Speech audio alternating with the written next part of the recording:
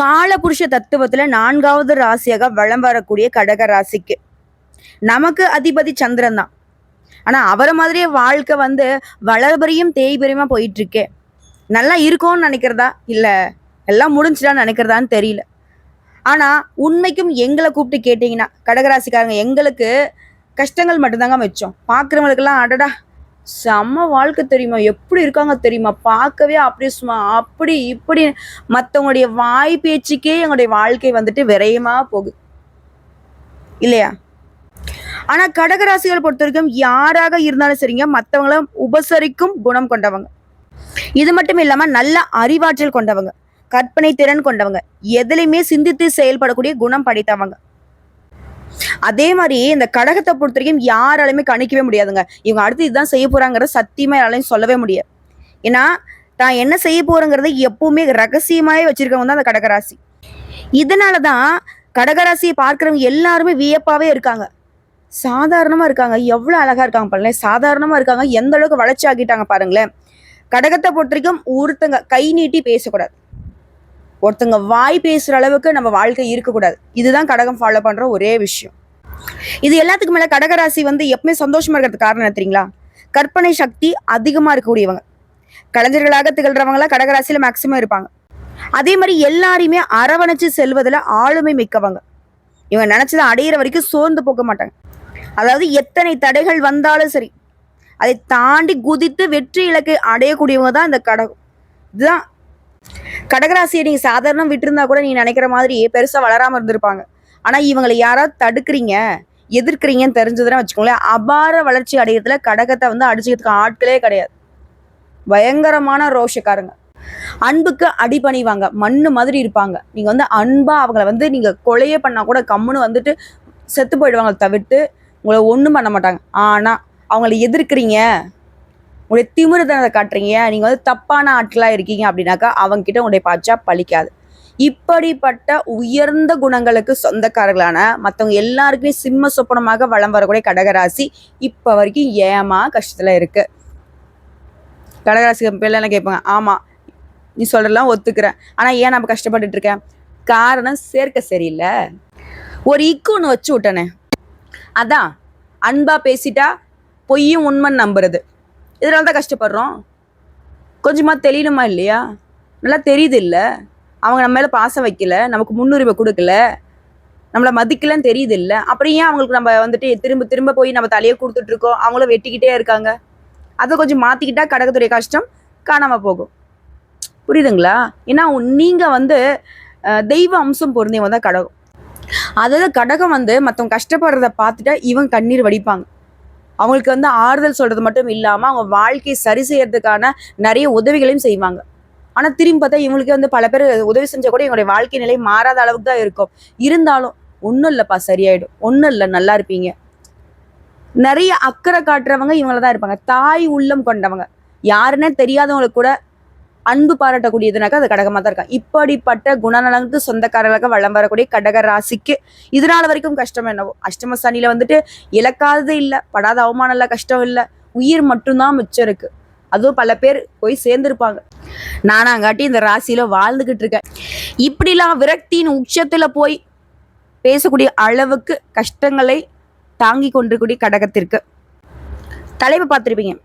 500 ஆண்டுகளுக்கு பிறகு வீடு தேடி வரக்கூடிய நபரால இந்த நவபஞ்ச யோகம் கடகராசிக்கு உங்களோட கை சேர்க்கும் அந்த நபரால உங்களுடைய வாழ்க்கை நிலை அற்புதமா மாறப்போகுது. என்னமா சொல்ற? 500 வருஷங்களுக்கு அப்புறமா யாரால? யார் அந்த வீடு தேடி வரக்கூடிய நபர்? சொல்ற கேட்டுக்கோங்க.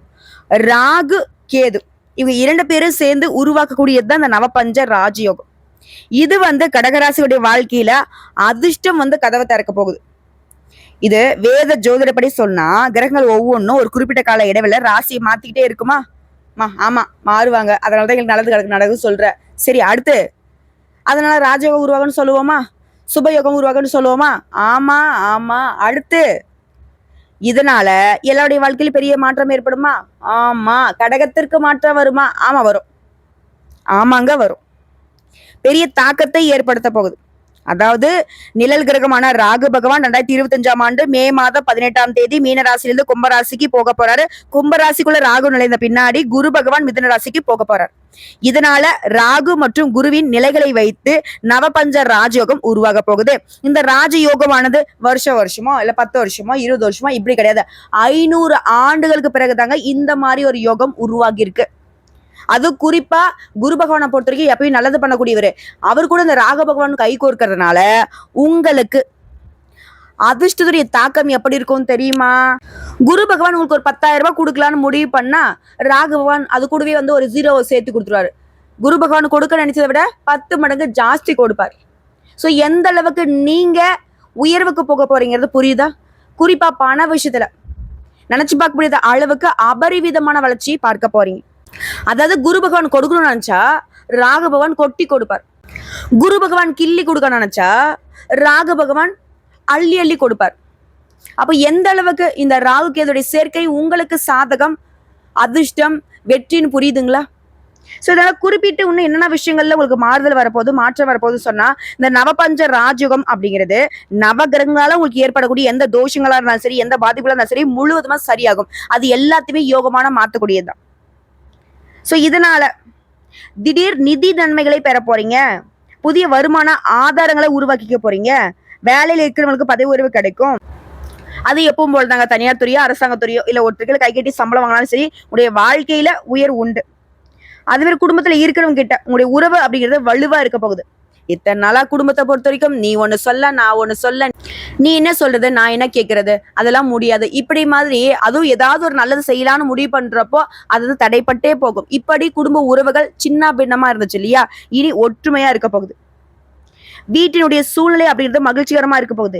நிதிநிலை சிறப்பா இருக்க போகுது. சிலர்லாம் கடகராசியை சேர்ந்தவங்க புதுசு சொத்து வாங்க போறீங்க, வண்டி வாகனம் வாங்க போறீங்க, வசதி வாய்ப்புகள் பெருக போகுது. அதுவும் நீண்ட நாள் கனவுலையே கடகராசிக்கு வீடு கட்டுறது, அந்த ஆசைகள் எல்லாமே இப்ப நிறைவேற போகுது. வீடு கட்டுறதோ இல்ல கட்டிய வீட்டை வாங்குறதோ இல்ல பழைய வீட்டை வந்துட்டு புதுப்பிக்கிறதோ இந்த மாதிரியான செயல்பாடுகளை இறங்க போறீங்க. அது மாதிரி வியாபாரிகளை பொறுத்தவரைக்கும் சொந்தமா தொழில் செய்யக்கூடிய ஆண்களுக்கும் சரி பெண்களுக்கும் சரி திடீர் லாபம் கிடைக்கும். அதே மாதிரி அரசு தொடர்பான வேலைகள்ல வெற்றி கிடைக்கும். சமுதாயத்துல கௌரவம் அதிகமாக போகுது. ஒட்டு மொத்தமா சொல்லணும்னா தூங்கி கொண்டிருந்த அதிர்ஷ்டம் கடகராசியுடைய வாழ்க்கையில பிரகாசிக்க போகுது.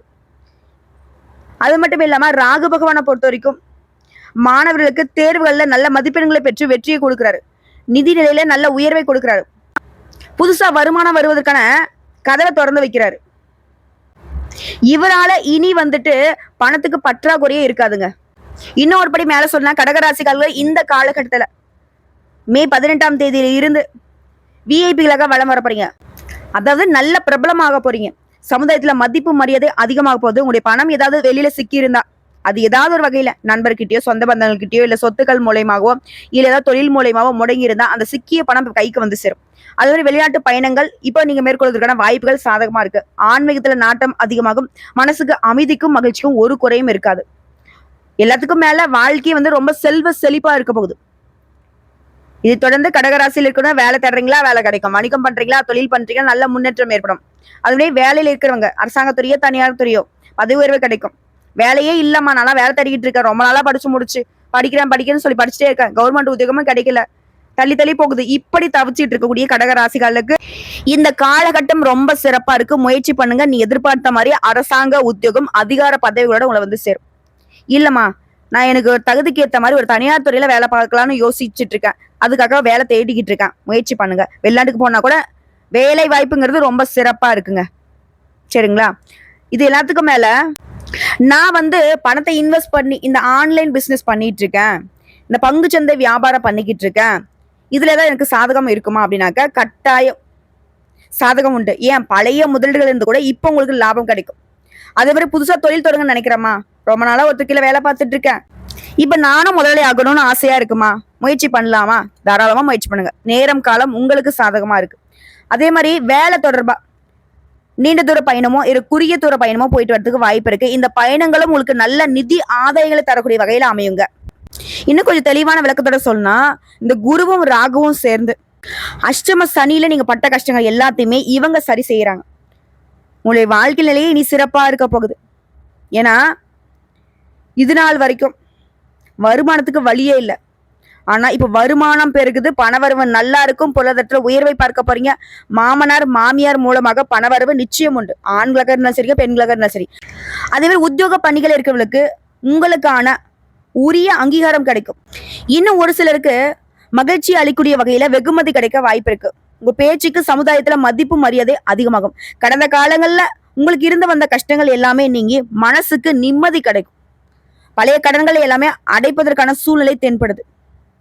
ஏன்னா மனதுல தெளிவு பிறக்குது, சரியான முடிவுகளை எடுப்பீங்க, எல்லா காரியங்களுமே வெற்றிகள் குவியும், எல்லா வகையிலுமே முன்னேற்றம் உண்டு. உங்களோட முயற்சிகளுக்கெல்லாம் கைமேல் பலன் கிடைக்கும்.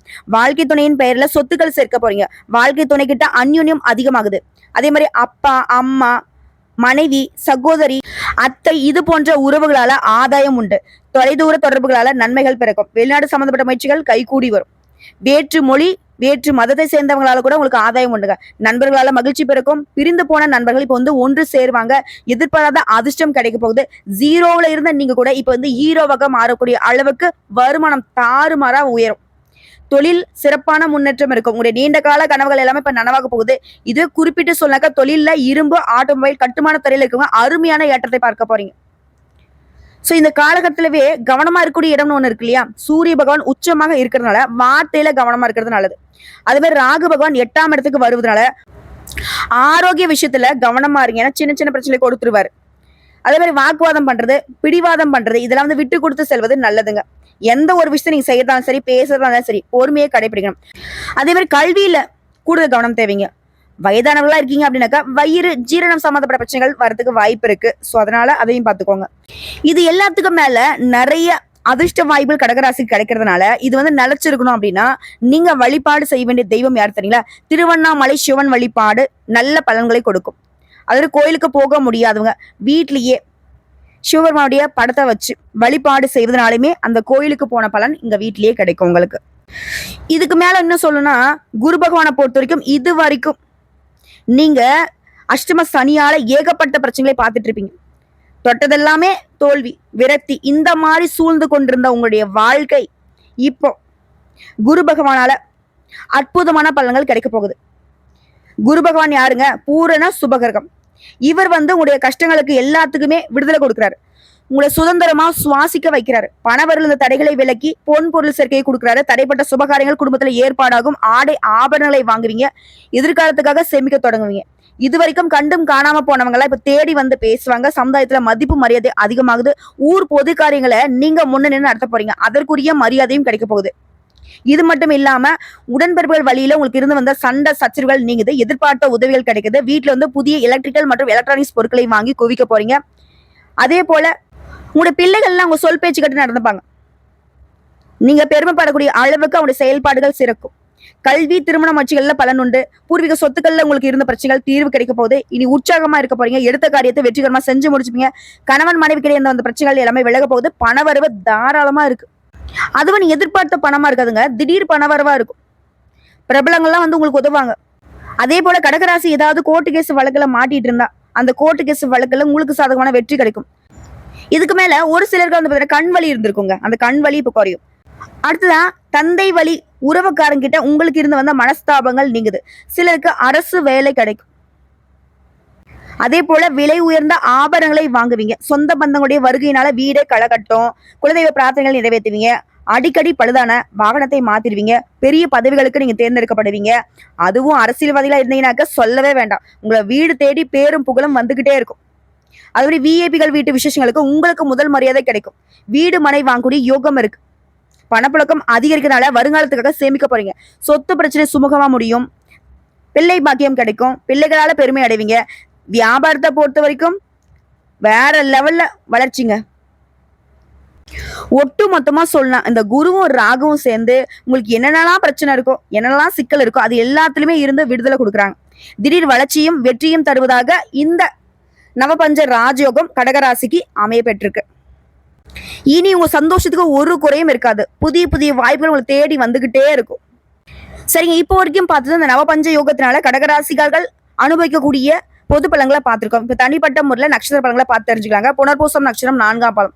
மனசுல இருந்த குழப்பங்கள் நீங்கி திருப்தி நிலவுது. பணவரவு எதிர்பார்த்தபடி உங்களுக்கு வந்து சேரும். பயணங்கள் போயிட்டு வருவீங்க. வாக்கு வன்மையால எடுத்த காரியத்தை சிறப்பாக செய்து முடிக்க போறீங்க. அதே மாதிரி தொழில் வியாபாரத்துல உங்களுக்கு இருந்து வந்த போட்டிகள் விலகுது. பணியர்கள் மூலம் காரிய அனுகூலம் உண்டாகுது. அடுத்து பூசம் நட்சத்திரம். தொழில் வியாபாரம் சிறப்பா இருக்கும். உத்தியோக பணிகள் இருக்கவங்களுக்கு உழைப்பு அதிகமாகும். அதற்கேற்ற உயர்வும் இருக்கும். இதுவே வந்து எந்திரங்களை வந்துட்டு இயக்கிறவளா இருக்கீங்கன்னாக்கா கவனமா இருக்கணுங்க. குடும்பத்துல மகிழ்ச்சிக்கும் குதூகலத்துக்கும் ஒரு குறையும் இருக்காது. குடும்ப உறுப்பினர்கிட்ட ஒற்றுமை இருக்கும். கணவன் மனைவிக்கிட்டே இருந்து வந்த மன வருத்தங்கள் நீங்கி அந்யோன்யம் அதிகமாகுது. அடுத்த ஆயில்ய நட்சத்திரம். குழந்தைகள் எல்லாம் உங்கள் சொல்படி நடந்துப்பாங்க. மனசுக்கு மகிழ்ச்சி உண்டு. பெண்களுக்கு சாமர்த்தியமான பேச்சுகளின் மூலம் எடுத்த காரியத்தை வெற்றிகரமா செஞ்சு முடிச்சுப்பீங்க. மாணவர்களுக்கு கல்வி விளையாட்டுல போட்டிகள் நீங்குது. மனக்குழப்பம் நீங்கி காரிய வெற்றி கிடைக்குது. மனசுக்கு அமைதி கிடைக்குது. ஸோ எப்படி பார்த்தாலும் சரிங்க, கடகராசிக்கு நவபஞ்ச ராஜயோகம்ங்கிறது முன்னாடி சொன்ன மாதிரி தான். அதிர்ஷ்டம்ங்கிறது உங்க கதவை திறந்தா விட்டுருக்கு. இது எல்லாமே நிலைச்சு நிற்கணும்னாக்கா நீங்க செய்ய வேண்டிய பரிகாரம் மற்றும் வழிபாடு. திங்கட்கிழமைகள் தோறும் அருகில் இருக்கக்கூடிய அம்மன் கோயிலுக்கு போயிட்டு இலுப்பை எண்ணெயால பஞ்சமுக தீபம் ஏற்றி வழிபாடு செய்து அந்த அம்மன் ஆலயத்தை 16 முறை, எப்படிங்க 16 முறை வலம் வருவதனால நிலையான செல்வம், நீடித்த புகழ் கிடைக்கும். மேலும் மலர் பரிகாரம் அப்படிங்கிறது திங்கட்கிழமைகள் தோறும் அம்மன் ஆலயத்துக்கு போறீங்க இல்லையா, அரளி பூமாலை சாற்றி வழிபாடு செய்ய இன்னும் சிறப்பான பலன் கிடைக்கும். உங்களை பொறுத்தவரைக்கும் அதிர்ஷ்டம் தரக்கூடிய திசைகள் மேற்கு, வடக்கு. அதிர்ஷ்டம் தரக்கூடிய நிறம் மஞ்சள் மற்றும் நீலம். இந்த 2 நிறங்களை அதிகமா பயன்படுத்துங்க. அதிர்ஷ்டத்தை ஈர்த்து கொடுக்கும். அதுவே அதிர்ஷ்டம் தரக்கூடிய எண்கள்னு பார்த்தீங்கன்னாக்கா 1, 3, 9. அடுத்த 2வது பரிகாரம் மற்றும் வழிபாடு. அனுதினமும் முருகப்பெருமான வழிபாடு செய்யணும். அதே போல கந்த சஷ்டி கவசத்தை தினம் தினம் படிச்சுட்டு வந்தீங்கன்னா நலமும் உண்டாகும், வளமும் உண்டாகும். இது மட்டும் இல்லாம வியாழக்கிழமைகள் தோறும் ஆஞ்சநேய பெருமானுக்கு துளசி மாலை இட்டு அர்ச்சனை செய்து வழிபாடு செய்ய நன்மைகள் மட்டுமே நடக்கும். பேரும் புகழுமாக கௌரவ பதவிகளோட வலம் வருவீங்க. ஸோ திரும்பவும் சொல்றேங்க, இப்போ வரைக்கும் பார்த்த பொது பலன்கள், நட்சத்திர பலன்கள் எல்லாமே இந்த நவபஞ்ச ராஜ யோகத்தினால கடகராசிகளுடைய கஷ்டங்கள் எல்லாமே கண்ணுக்கே தெரியாம காணாம தாங்க போக போகுது. இது எல்லாத்தோட சேர்த்து ஒரு சிறப்பான பரிகாரம் மற்றும் வழிபாடு சொல்றேங்க. இதை வந்து ஃபாலோ பண்ணி பாருங்க. அனுதினமும் துர்க்கை அம்மனை வழிபாடு செய்வதனால துன்பங்கள் எல்லாமே போகும். நீ எதிர்பார்த்த காரிய வெற்றி உண்டாகும். அதே மாதிரி நீங்க அனுதினமும் சொல்ல வேண்டிய மந்திர சொல் ஓம் ஸ்ரீ கற்பாயை நம. இந்த மந்திரத்தை தினமும் 6 முறை சொல்வதனால அதிர்ஷ்டம் உண்டாகும். புரியுதுங்களா? வாழ்த்துக்கள்ங்க. உங்க எண்ணம் போல் வாழ்க்கை.